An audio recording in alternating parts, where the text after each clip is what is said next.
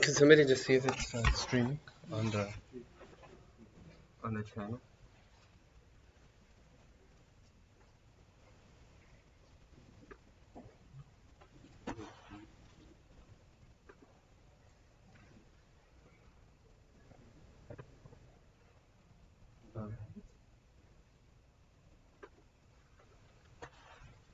Um, I'll check it.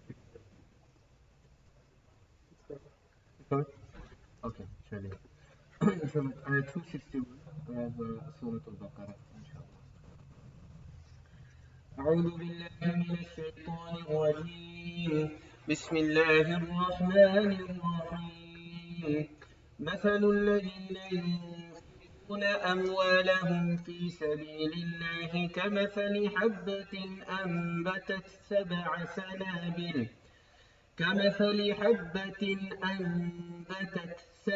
سنابل في كل سنبلة 100 حبة والله يضاعف لمن يشاء والله واسع عليم.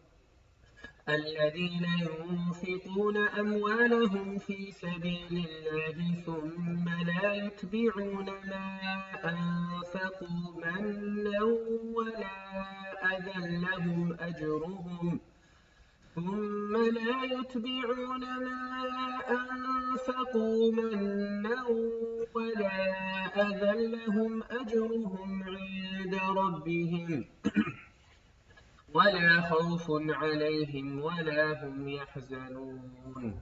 قول معروف ومغفرة خير من صدقة يتبعها أذى والله غني حليم. يا أيها الذين آمنوا لا تبطلوا صدقاتكم بالمن والأذى كالذي ينفق ماله رئاء الناس ولا يؤمن بالله واليوم الآخر فمثله كمثل صفوان عليه تراب فأصابه وابل فتركه صلدا لا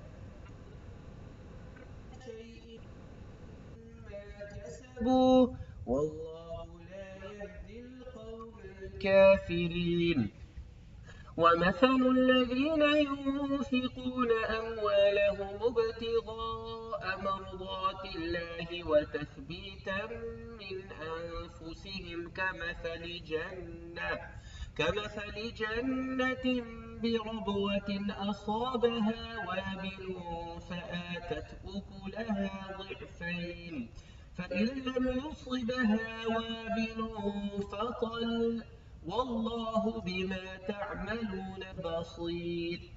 أيود أحدكم أن تكون له جنة من نخيل وأعناب تجري من تحتها الأنهار له فيها من كل الثمرات وأصابه الكبر وله ذرية ضعفاء فأصابها إعصار فيه نار فاحترقت كذلك يبين الله لكم الآيات لعلكم تتفكرون. صدق الله العظيم. Close translation is, those who spend their wealth in Allah's cause are like grains of corn that produce 7 ears, each bearing 100 grains. Allah gives multiple increase to whoever He wishes. He is limitless and all-knowing. Those who spend their wealth in Allah's cause and do not follow their spending with reminders of their benevolence or hurtful words will have their rewards with their Rabb. No fear for them, nor will they grieve. A kind word and forgiveness is better than a charitable deed followed by hurtful words. Allah is self-sufficient and forbearing. You who believe, do not cancel out your charitable deeds with reminders and hurtful words, like someone who spends his wealth only to be seen by people, not believing in Allah on the last day. Such a person is like a rock with earth on it, with soil, dirt on it. Heavy rain falls and leaves it completely bare. Such people get no rewards for their works. Allah does not guide the disbelievers. but those who spend their wealth in order to gain Allah's approval and as an affirmation. This word tasbitan min anfusihim, several meanings, four meanings inshallah. We'll talk about this inshallah. And as an affirmation or as tasbitan min anfusihim, of their own faith, or like a garden on a hill.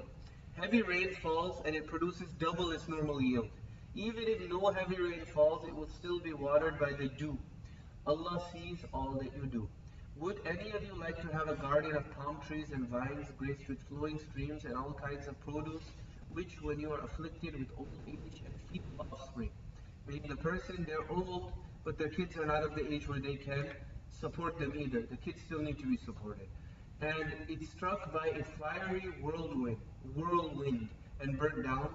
In this way, Allah makes His messages clear to those who may reflect upon them.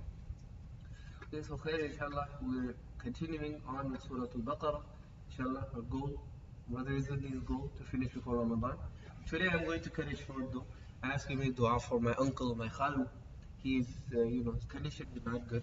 So inshallah, that's why after this is done, I'm going to go to Chicago. So inshallah, make dua for his safe trip, and make dua that Allah subhanahu wa ta'ala shows him His fadl and karam and rahmah, inshallah. He has a lot of hukuk on me, him and my khala. They did a lot for me.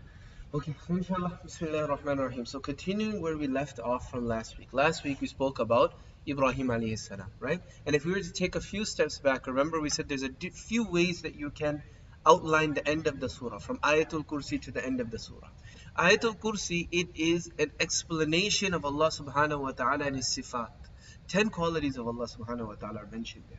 So how would anybody disbelieve in an Allah like this, in a being like this? How could you disbelieve? Well, there's 4 reasons, right? One of them was the superiority complex. The other was the inferiority complex. The other was intellectual, intimidation or lack of understanding, right? Again, none of these are we attributing to the Prophets ﷺ, but we're saying that the quality that can be found or the kernel that's in that story, we can apply that to others. Whereas the Prophets, they didn't have these issues, right? Lastly, what we're coming to today, inshallah, is financial motives, meaning love of the dunya. And the thing that most people, or many people love the most is money. And remember we talked about this in Surah Al-Baqarah, there's 2 things. There's wealth and there's money. Both of these were mentioned. If we go back to the end of the second juz, Allah subhanahu wa ta'ala says 2 things. مَنْ ذَا الَّذِي يُقْرِضُ اللَّهَ قَرْضًا حَسَنًا فَيُضَاعِفَهُ لَهُ أَضْعَافًا كَثِيرًا وَاللَّهُ يَقْبِضُ وَيَبْسُطُ وَقَاتِلُوا فِي سَبِيلِ اللَّهِ وَاعْلَمُوا أَنَّ اللَّهَ سَمِيعٌ عَلِيمٌ. Fighting Allah subhanahu wa ta'ala's path, Allah subhanahu wa ta'ala sees and hears everything, right? Then مَنْ ذَا الَّذِي يُقْرِضُ, and who will give money in Allah subhanahu wa ta'ala's path, because both of these things are difficult, either yourself or your money. These are 2 things that are very difficult to give up. So Allah spoke about jihad for quite a bit of time at the end of the second juz, and now we've come to a discussion about sadaqah and giving our wealth. Okay? Another way that we could look at it is that this juz, it began with a reminder of the Day of Judgment. Ya ayyuhalladhina amanu anfiqu mimma razaqnakum. O believers, spend from what we have provided you. Min qabli an ya'tiya yawm. Before a day comes to you, لا بيع فيه ولا خلة ولا شفاعة. There's no trade in that day, there's no friendship, there's no intercession. Spend before, value your time now. Your time is your biggest capital. Spend your money now. It's not going to do you any good later on, right? Like, there's a story mentioned that, like the realistic story is there's some truth to it, but I can't tell you the exact details of it because it's something that nobody is really there to witness. But in Nabi sallallahu alayhi wa sallam's time, remember, the Persian emperor, he sent a letter to the governor of Bahrain saying that arrest Nabi sallallahu alayhi wa sallam. Na'udhu billah, na'udhu billah, na'udhu billah. So these 2 people, they came to Medina, big mustaches, and they came to arrest Rasulullah sallallahu alayhi wa sallam. They said, we're here to arrest you. So, okay, who ordered you to do this? He said, our God, meaning the Persian emperor. Then Rasulullah ﷺ told him that last night my God killed your God. My God killed your God. Go all the way to the Persian Empire, what's going on? The king of the Persian Empire was, he had many wives, so he's married to 1 woman. His son was in love with this. You find this in some books of history. Now how he died, is this the way that he died exactly? Wallahu a'lam, but it demonstrates what we're talking about. Okay? So he had a wife, his son from another woman, obviously was in love with this woman as well. Her name was Shirin, right? He's in love with her. And obviously he can't be with her. His father is married to her. So this obsession made him crazy. Finally decided, let me kill my father. She was also, kind of along for the ride. She said, yeah, I can kill your father and we can rule together and this and that. Okay. So what he did was one day, he made it such that the son bribed some of the guards. When his father went into his treasure chamber, where all of his treasure and things are, the son bribed the guards and said, just leave. Close the door and leave. So now he's locked inside. Now he's there with all of his wealth, with everything. Can he eat it? Can he drink it? Can he do it? There's no value of it to him, right? No value whatsoever. And so he died like that, right? But he also got back at his son. Because he realized, this is my son that did this. So he had a bottle of poison with him. Perhaps he had it, who knows what situation he put it. So he had this poison. So on there, his son had one problem. His son loved his father's wife, but he wasn't able to do what he wanted to do. So if you get what I'm saying. So he wasn't physically able to. So the father, what he did is he labeled this poison with something that would help his son with this issue that he had, right? And so he died. And now when his son later on, he goes inside and he finds the treasure and everything, and he goes and sees the bottle. So, okay, I need this as well, right? Like that, at times purple pill or whatever you want to call it, right? So he drank this and it killed him as well. And then who became the ruler? This woman, right? And that's when we see Nabi Sallallahu Alaihi Wasallam said that how is this nation, the nation will survive when the woman is ruled? Okay, anyway, that's something. But the reason I'm mentioning that is because our money doesn't do us good when it's just sitting there. It doesn't have value that you can eat, right? Really, money doesn't have any intrinsic value. It just has value based, it's a fiat currency, but along with that, what you can get with it, right? So Allah subhanahu wa ta'ala tells us, spend and invest in your akhirah, okay? Then we're given proofs after that of Allah subhanahu wa ta'ala, His existence, His qualities, and His power. When the reality of Allah subhanahu wa ta'ala's power becomes evident to us, when the reality of life after that death, like we learned from the story of that person who was, some say it was a prophet, many say it's Uzair alayhi salam, others say it was, other prophets, right? Urmiya alayhi salam, some, even I believe it was Mujahid, we said last week, his opinion was that it was a non-Muslim, wallahu alam. But Allah subhanahu wa ta'ala brought the man back to life that saw the city that was destroyed, right? Then Ibrahim alayhi salam, we saw him, how Allah subhanahu wa ta'ala brought the birds back to life for him as well. Okay? So then, after seeing all of this, seeing that we'll have to go in front of Allah subhanahu wa ta'ala, now Allah comes back to spend. Because now you'll be ready when you have conviction in the akhirah, when you have belief that you're going to go in front of Allah subhanahu wa ta'ala, you will spend, no problem. Okay? So now something that's hard on the nafs, like spending in Allah subhanahu wa ta'ala's path, it becomes easy. Now in order to encourage us to prepare for our akhirah by spending, we're given an example. And this example, limnan, meaning, by the way, it also proves qiyamah. What do I mean? What is it? Famous example. Every fundraiser you go to, you'll hear this ayah again and again, right? Like we say, there's certain, one of my teachers, he would say, commercial ayahs, right? Meaning a person, they always know this. All fundraisers, they know one ayah. Everywhere that goes in Tabligh Jamaat, they know one ayah. Zakir Naik, he knows his ayahs. So he's, everywhere, apni kaam ki ayat yaad rehte, right?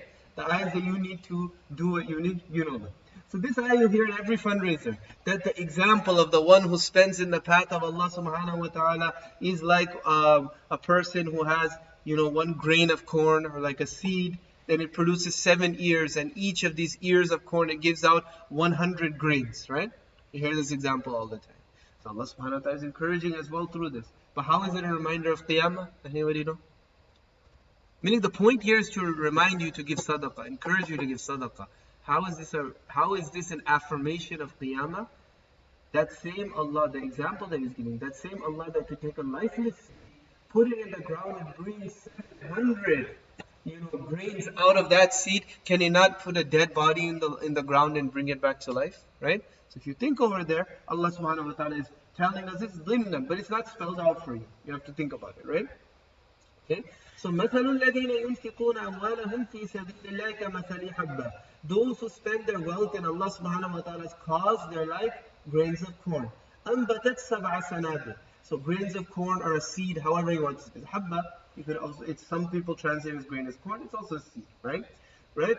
This seed, it sprouts out 7, ears from it. Okay? And each of these ears within them, they have 100 more grains. أنبتت سبع سنابل في كل سنبلة مئة حبة. So what is this? 1 times 7 times 100. What is it? 700, right? That's why they tell you that if you give $1, you get 700 times back, right? But Allah subhanahu wa ta'ala says, I'm not bound by these rules. Allah says, Wallahu yudha'ifu liman yasha. Allah gives multiple increase to whoever He wishes. So there's other factors that influence this, okay? So you could say that, if you, in math, you have like that constant, then you have the variable, right? So let's say that the constant, when it comes to sadaqah, is 700, okay? Then you have 2 variables. One variable is the iman factor, okay? This iman, we'll call it x over here. This can only be one of 2 numbers. It could be 1, it can be 0, okay? If you have 1, then fine, the number is going to remain. If you have 0, whatever you do is not going to count. Meaning in the grand scale of things, in the akhirah, okay? Then y, let's say, stands for plus, okay? So now you have 700 as your constant. Inshallah, everybody that's listening, there's a 1 for the iman variable, right? And so now ikhlas, however much ikhlas you want to add, right? Go ahead. You can have as much as you want. Allah subhanahu wa ta'ala multiplies as much as He wants.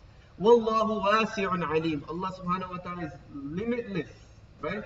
He's vast, He's limitless, and He's all-knowing, meaning He's vast, He could give however much He wants, and He's all-knowing because He knows your ikhlas, and He knows your intention. So, I mean, right now, we were just speaking of it from a positive aspect, right? But the next ayahs are talking, what about your bad intention? Some people have good intentions, right? The next ayah will also talk about that good intention. But when Allah is wasi'un alim, He also knows bad intentions as well. That's going to come up. So now, like the example mentions, the one who gives sadaqah is like the one. So now, how do you put this together? Because Allah says the example of one who gives is like one who is like a seed, right? So now, how do we put this together? So the example that's mentioned, the one who gives sadaqah, think of that person as the farmer. That's me or you, okay? What do? They plant a seed. What is the seed? That's our wealth, that's our money, okay? In the ground. What is the ground? Sabilillah, the path of Allah. And that's whatever way that you feel is going to help the deen of Allah subhanahu wa ta'ala. It could be in zakat, it could be in sadaqah, it could be for a charitable cause, it can be to help a person, it could be to give to the masjid, however it is. It could be to buy somebody a mask, right? It could be, it could be whatever. I have one here. Everybody sits here. So now, anyways, so Allah subhanahu wa ta'ala, this is what the example is. But now, just like as I was saying, we are only speaking about positive things now. Let's take a look at the negative side. Just like a seed that's planted, there's conditions to reap the fruit, right? If you go and you plant a seed in the winter time, are you going to get anything out of it? Most likely not. If you go to certain places, I don't know, I don't have too much experience with farming. Maybe one of you guys would know different types of soil. Go and try to find a place where the soil is all worn out. And you go and you put a seed. I put the seed there. Will something necessarily come out? It's not a guarantee, right? So there's conditions. What are the conditions to reap the fruit when you plant a seed? It's not enough to plant the seed. The seed itself must be good. So the wealth needs to be halal. Okay? Now, this is a side point. This is coming to mind. What does a person do if you started a business? I had to do research on this. I had to write one fatwa about this. Now, what happens if a person starts a halal business with haram money? What do? Is the whole business haram in perpetuity? Meaning you're starting a halal business, but you used haram money to start it. So is it haram, the whole business? Huh? It's not. It's not haram. What do you have to do? This is written by Imam Karfi, Mufti Taqi Osmani. He writes this in a lot of detail. It's not halal, it's not haram, but you can make it halal. The way that you make it halal is you have to give the entire amount that you used. Of haram money, you have to give it in sadaqah. But the fuqaha said, do not give it all at once to the point where you become poor, right? Gradually begin to give it in sadaqah, right? And not even with the intention of reward. Over here, you're just giving it to make your money halal. Eventually, when you end up giving the amount of haram money that was used, okay? When you give this in sadaqah, then the earnings become halal and whatever comes after is halal. But remember, Allah subhanahu wa ta'ala, He knows people's intentions again. So this is not any hila. This is for a person who's mudtar, a person who had no choice and they got in a bad situation, they're trying to get out. Otherwise, if a person's hearing, as you see some people smiling, they say, okay, I'll take a haram loan and I'll go ahead, I'll start a business, then I'll give sadaqah. Remember, in Surah Baqarah, we went over the story of the monkeys, right? What happened with these people, the Bani Israel, Ashabul Sabt? What did they do? They technically didn't break the letter of the law, but they intentionally went against the spirit of the law to fish without fishing, making a mockery of the deen. And what happened? Because Allah knows, Allah subhanahu wa ta'ala turned them into disgraced monkeys. And in, not in the Quran, but in other places, well, in other places, other riwayat, you'll see that the older ones were turned into pigs. Maybe it was the older ones were turned into monkeys and youngers were into pigs, or vice versa. So remember this as well. I wrote that in there as well. Along with writing, this is the way, first I put the ayah there. I said, remember, Allah subhanahu wa ta'ala knows this is not any hila. This is for somebody who's in very, very difficult spot. Now what do? Right? You have people that you're supporting as well, but you can't go ahead and start a business on this basis with the intention that I'll make it halal later on. Then it's not going to work for you. Then we'll read you those ayahs. Okay? Now, anyways, the seed must be good. The wealth needs to be halal. Then the land where it's planted, it must be good. So the cause must be one of virtue. You can't take halal money and invest it in something haram, okay? Or invest it in something bad, or give it to somebody to do something bad with it. Then the plant needs to be cultivated after planting, right? It's not that you just put a good seed in good ground and leave it. You have to keep watering it. You have to look. You have to make sure it's getting enough sunlight. Eventually, if you have it in the pot inside, you have to take it outside. You have to do all of those things, right? So you can't ruin it, or you can't just leave it. So don't ruin your sadaqah by doing things like, for example, reminding others of your favors on them. These are what the next few ayahs are talking about. Not the direct next one, the one after. So ayah 262, it's talking about, it's a tamheed for the next ayahs which are saying what not to do. So Allah is saying what you should do, but it's a tamheed for what you shouldn't do, because it's saying that the people who do not do this.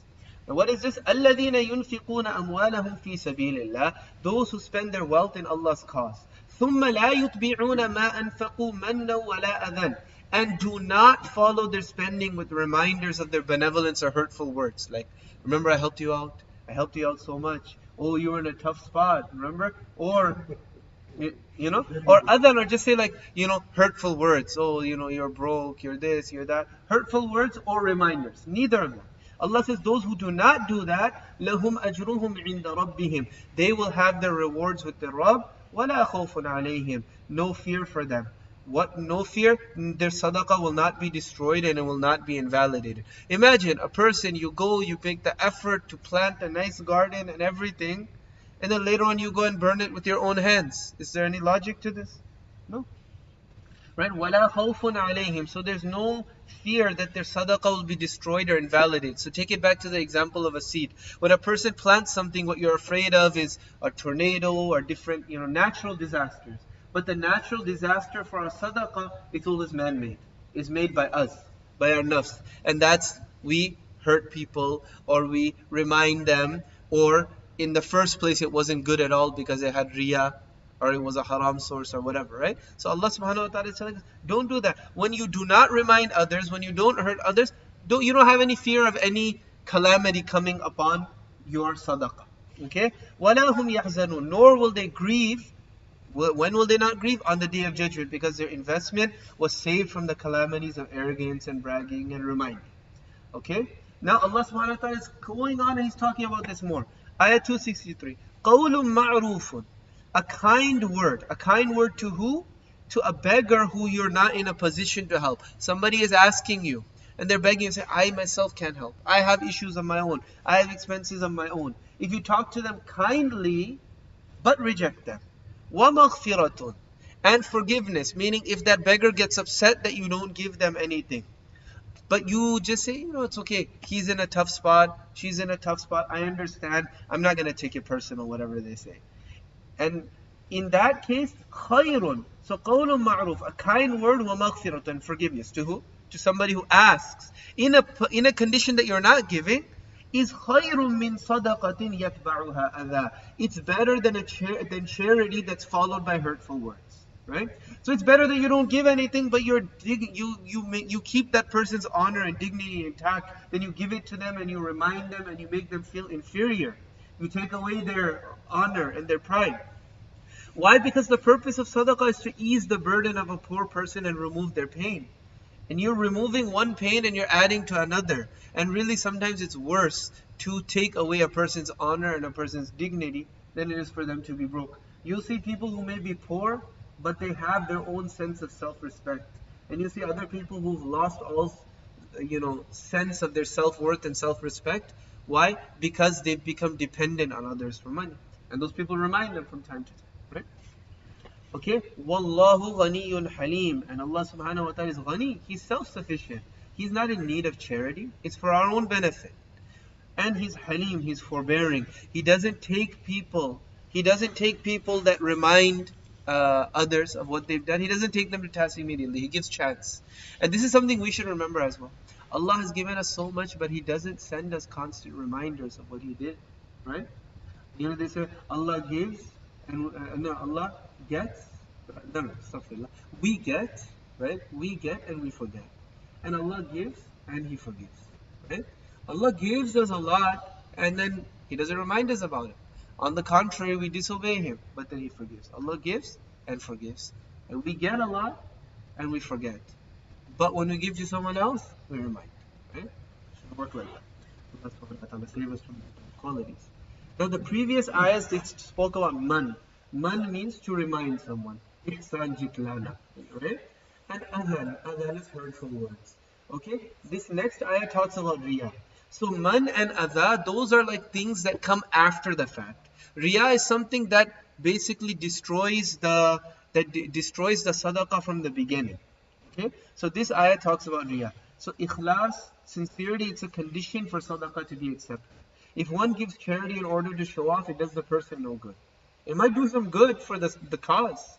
We're not saying that the cause might not do good, right? But it's not doing that person good. Because, Allah subhanahu Rasulullah sallallahu alaihi wasallam says, "Inna Allah la yu'ayyidu hadha ad-din bi rajulin fajir." That Allah will help the deen with a rajul fajir. There could be a person who has a bad intention, who's trying to show off, and they give a lot of money and it helps that cause, but it's not helping him. It's not helping his akhirah. Okay? I'll get a question for you on this. Yes. Like, regarding sadaqah and showing off. Sometimes, in the masajid we see, someone trying to get some, say, money for the resident. They keep asking people, and then they would say, someone would say, I'm going to give like 5,000 or I'm going to give 10,000.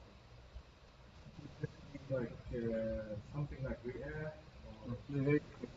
But Allah in the Quran, الذين ينفقون أموالهم بالليل والنهار سرا وعلانية.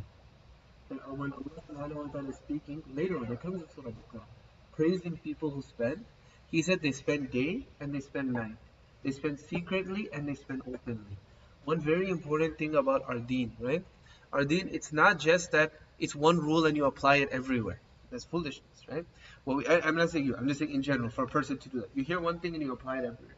You always have to look at the situation, right? Sometimes the situation demands one thing and sometimes the situation demands something else. So what you're talking about, when a person, again, you should be doing it with ikhlas, but what your intention should be at that time when you're calling out and saying that I'm giving this much, it's to encourage others to do so as well. So if you do that, you get the reward of everyone else after you, right? Again, intention is something that's internal. Like I see at these fundraising dinners, there's some people who will call out, and I'm sure that they have ikhlas.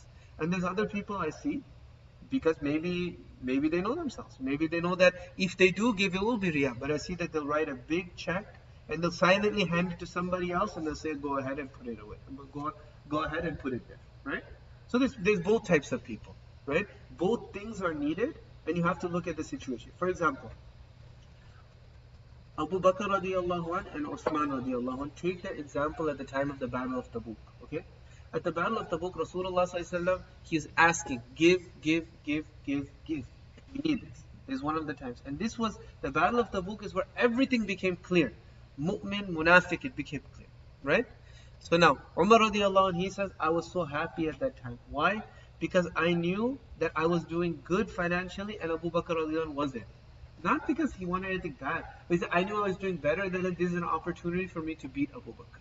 So he goes to Rasulullah sallallahu alaihi wasallam, or Umar radiallahu anh, with half of everything he has. So much so he took one of his wife's earrings, one out, and he took it. Rasulullah sallallahu alaihi wasallam said, what did you bring? About half of everything I have. Subhanallah, that's a lot, right? Now Abu Bakr radiallahu anh, he comes with not so much. Rasulullah sallallahu alaihi wasallam asked him, what did you leave behind? Now notice, Abu Bakr is doing this privately. He's not saying anything. He's not saying what he's bringing. But then when he was asked, he was told, he said to Rasulullah sallallahu alaihi wasallam, I left behind Allah and His Messenger sallallahu alaihi wasallam. Meaning he brought everything silently. He didn't say anything.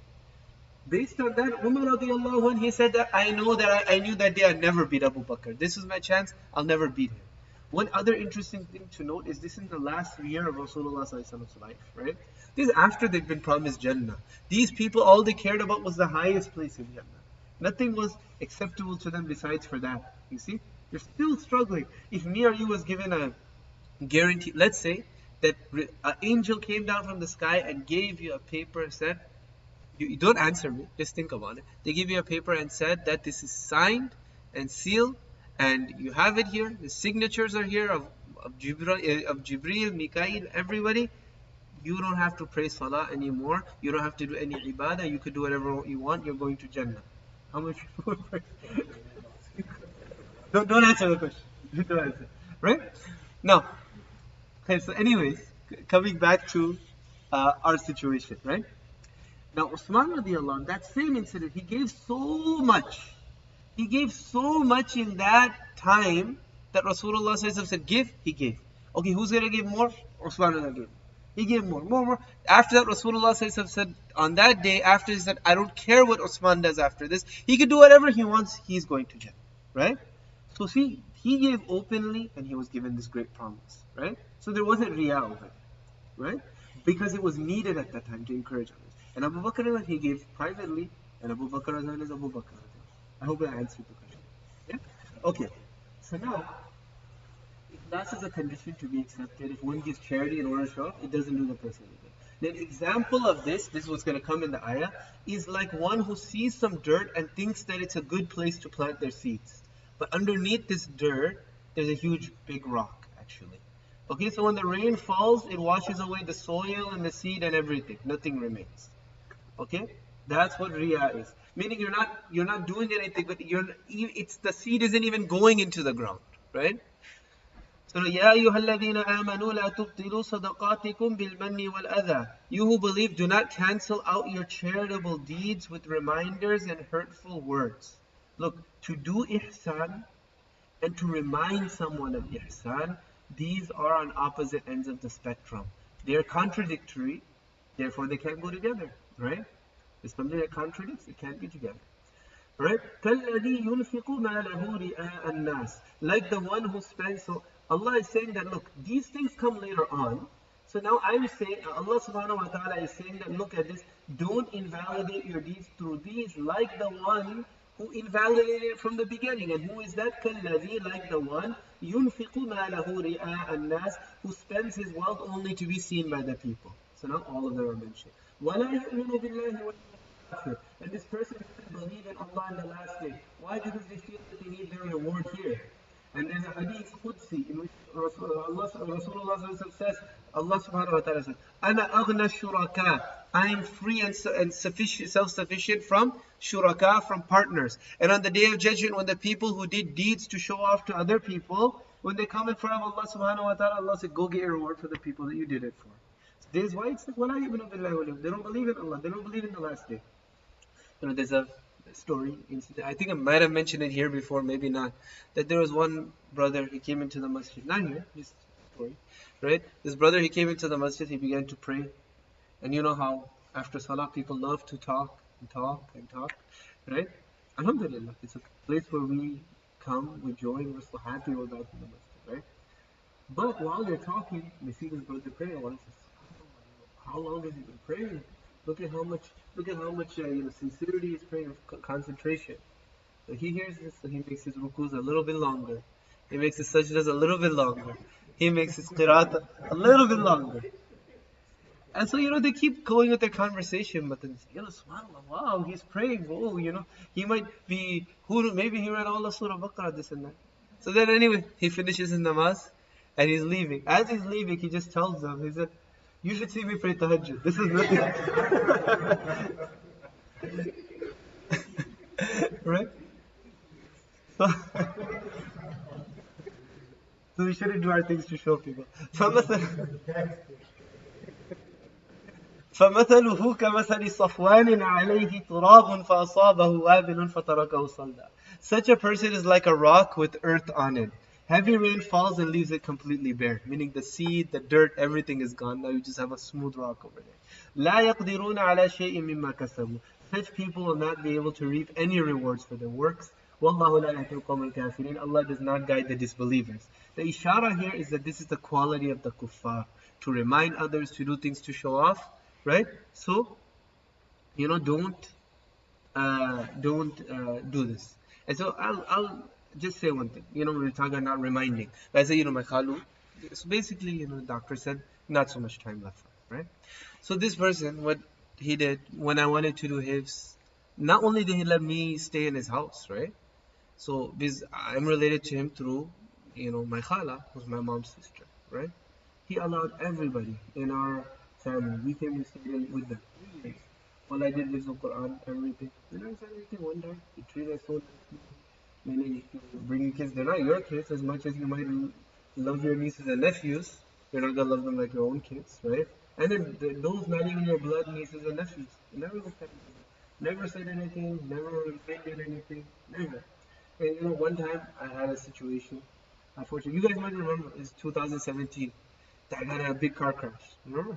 So what happened was that I was driving his car. Something happened to my car, right? Actually, the car I was driving was hit by a drunk driver. So the next day, I was like, I'm gonna rent a car, whatever, I'm gonna come back. He said, no, take my car, right? Take my car. I said, no. He said, look, I'm coming to Michigan for a wedding anyway. I'll just take my car back then. I said, no. He said, no, take it. Unfortunately, what happened is, because I was still from whatever happened. So anyways, I got in the crash with this car next day, right? And the car was totaled. The next one? And next one, his car. Again, he didn't say anything. He didn't say not a single word about it, never reminded, nothing. So anyway, he did a lot, but it doesn't remind anything. Allah subhanahu wa ta'ala, inshallah. I don't know. Alright? So now, this is one point to remember, okay? Now, salah has two types of conditions. Just like salah has two types of conditions, sadaqah has two types of conditions. Salah has conditions, sharaid of sihha, which is the validity of the salah, right? Preconditions. And then there's conditions for baqa, for the salah remain. What I mean is, the precondition for salah, for example, is wudu. If you don't have wudu, the salah isn't going to start at all, right? But let's say you have wudu and you go ahead and you start your salah. Can you start to talk to somebody during salah? No. Now that's a condition of baqa that you've lost. Or you can't eat or you can't drink, those types of things. Sadaqah also has two types of condition. The condition, the precondition for sihha, for the sadaqah to get going is what? It's ikhlas. And for its baqa, for it to keep going, is there should be no reminders and there should be no hurting people. And over here, there's a rad on the Mu'tazila, if you think about it. The Mu'tazila, they were a deviated sect at the beginning of Islam, and they had some beliefs, like for example, a person who commits a major sin, they're always in the fire, and they go to a place between Iman and Kufr. One of their beliefs is that when a person commits a sin, what happens is all their good deeds are wiped out, right? So we say no. Not every deed is like that, where it has these two levels. There's something for the initial validity, then there's something to keep it going for its baqa. Not every deed is like that. So for deeds like this, okay, fine, we could say that it's invalidated. But for other deeds, it's there, it's in your account, okay? Now moving to the next ayah very quickly, just to keep it going, is the theme is this. وَمَثَلُ الَّذِينَ يُنْفِقُونَ أَمْوَالَهُمُ ابْتِغَاءَ مَرْضَاتِ اللَّهِ. Now, the example of those who spend their wealth seeking Allah's pleasure. وَتَثْبِيتًا مِنْ أَنفُسِهِمْ. تَثْبِيتًا مِنْ أَنفُسِهِمْ, it has four opinions amongst the mufassir. Tathbit, literally it means to make something firm, okay? But تَثْبِيتًا مِنْ أَنفُسِهِمْ, one group of the scholars, what they say is tathbita min anfusihim means conviction. It means conviction. So the min over here is ibtida'iyya. What it means is min anfusim, this conviction, it starts in their heart. It originates from their heart, from themselves. They believe in Allah subhanahu wa ta'ala. They have conviction, that's why they give wealth. Another group of scholars say, no, tasbitan over here, it means ihtisaban. Like man qama Ramadan, man sama Ramadana imanan wa ihtisaban. That the person has firm conviction that they will be rewarded by Allah. Expectation of reward. Tasbita min anfusim, the conviction that they will be rewarded emanates from their heart, right? So then they go ahead and then they give. Hasan Basri rahimahullah, he has a different opinion. He says that it means ihtiyat. Ihtiyat. That a person, what they do is they verify, tasbit, sabit karte hai, like where they're giving their money, right? Let me make sure that this is a worthy cause, right? This is the meaning that Hasan Basri gives to it. And then the last meaning that's given by Zamakhshari, right? In Tafsir Kashaf, right? Zamakhshari, he says that, okay, the min over here is not the min over here, it's not ibtida'iyya, it's tabi'idiyya, which means part of. And he says that tathbitan over here, what it refers to is a person making themselves firm in the maqam of ubudiyya, that they make themselves firm in the station of being a worshipper of Allah subhanahu wa ta'ala, such that wealth doesn't distract us from the worship of Allah.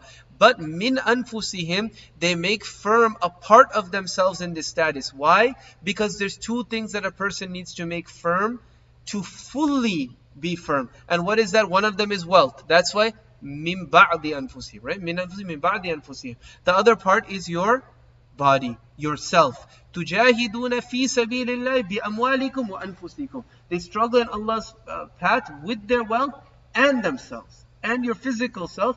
So this is what he says. And Imam Razi rahimahullah, he says there's a very nice ta'wil of this and there's a very nice meaning. So then going on, كَمَثَلِ جَنَّةٍ بِرَبْوَةٍ. This is like the example of a garden that's on a high hill. You know, a garden's up high, it's beautiful, right? And along with that, the conditions are very good and it's very easy for that to grow.